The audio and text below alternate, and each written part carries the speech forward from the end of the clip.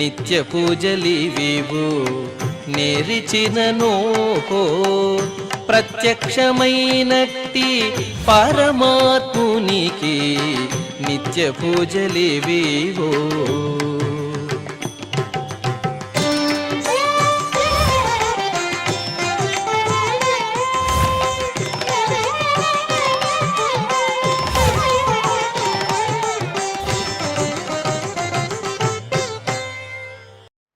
ఓం నమో వెంకటేశాయ.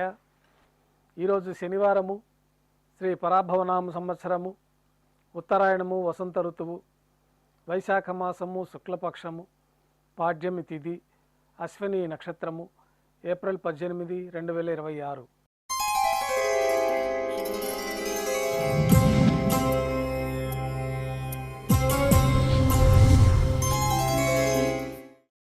ప్రాతకాల నైవేద్యాల్లో భాగంగా అన్నప్రసాదాలు, పన్యారాలు ఘంటానాదం మధ్య శ్రీవారికి నైవేద్యంగా సమర్పించి సాతుమొర పూర్తయిన తర్వాత భక్తులని సర్వదర్శనానికి అనుమతిస్తారు.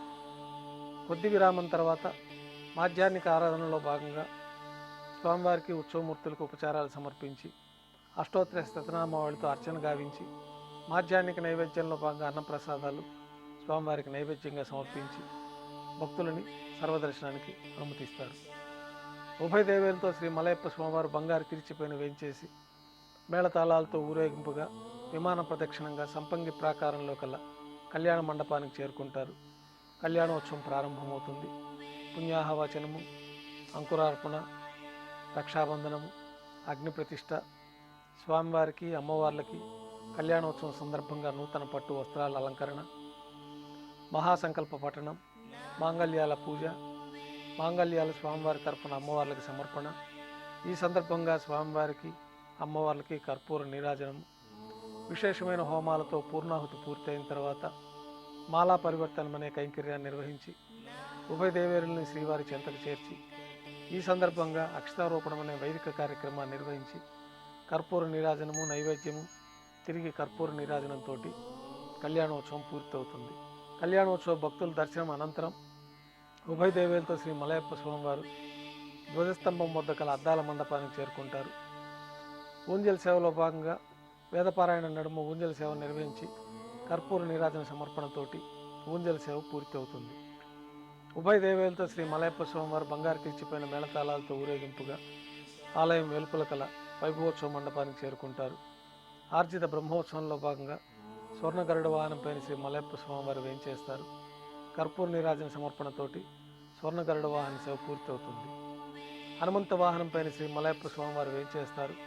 కర్పూర నీరాజన సమర్పణతోటి హనుమంత వాహన సేవ పూర్తి అవుతుంది. పెద్ద శేష వాహనంపైన శ్రీ మలయప్ప స్వామివారు వేంచేస్తారు. కర్పూర నీరాజనంతో పెద్ద శేష వాహన సేవ పూర్తవుతుంది. ఉభయ దేవేలతో కలిపి శ్రీ మలయప్ప స్వామివారికి కర్పూర నీరాజన సమర్పణతోటి ఆర్జిత బ్రహ్మోత్సవం పూర్తి అవుతుంది. సాయం సంధ్య వేళలో 1000 దీపాలతో అలంకరించబడి ఉన్న సహస్ర దీపాలంకరణ సేవ మండపానికి ఉభయ దేవేలతో శ్రీ మలయప్ప స్వామివారు చేరుకుంటారు. వేదం, గానం, నాదం నడుమ సహస్ర దీపాలంకరణ సేవ నిర్వహించి నక్షత్ర నీరాజనము, కర్పూర నీరాజన సమర్పణతోటి సహస్ర దీపాలంకరణ సేవ పూర్తవుతుంది. ఉభయ దేవేలతో శ్రీ మలయప్ప స్వామివారు 4 తిరువీధుల ఉత్సవం జరుపుకున్న భక్తులను అనుగ్రహించి శ్రీవారి ఆలయంలోకి చేరుకుంటారు. ఆలయంలో నిత్యోత్సవంలో భాగంగా విమాన ప్రదక్షిణంగా భాష్యకారుల వారి ముఖ మండపానికి చేరుకొని అక్కడ ఆస్థానం పూర్తయిన తర్వాత గర్భాలయంలో వేంచేస్తారు. వెంటనే రాత్రి తోమాల సేవ ప్రారంభమవుతుంది.